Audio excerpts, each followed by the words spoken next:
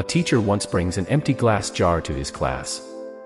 First, he fills it up with big rocks until it is full. He then fills the jar with smaller rocks and mixes them well to combine the big and small rocks. Then he empties a bag of sand and pours it into the jar filled with rocks.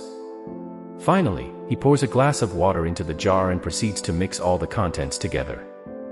He then asks the class, if this jar represents your life, what do you think it means? He listens to different interpretations from the students. Afterwards, he goes on to share another perspective. The large rocks represent all the big things in your life. Your family, your purpose and dreams, your health and well-being. The smaller stones are some of the other areas of your life which help to give it meaning.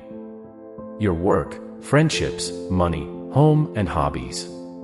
The sand and water are like everything else which fill up the rest of your time, such as vacuuming the floor, watching television, going shopping, and running errands.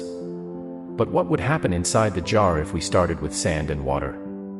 The water and sand, the less meaningful activities in life, would fill the jar and wouldn't allow room for anything else. This story got me thinking deeply about what my jar of life forms.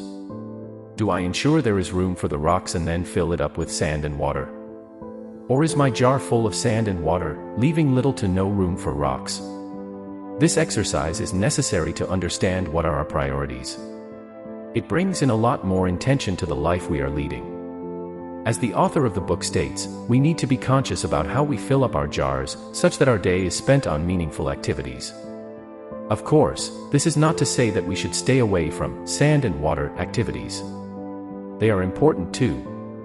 But what matters is how we prioritize the rocks in our life. That is to say, our family, friends, health and wellness, finances, career, and recreation all constitute the most essential areas in our lives.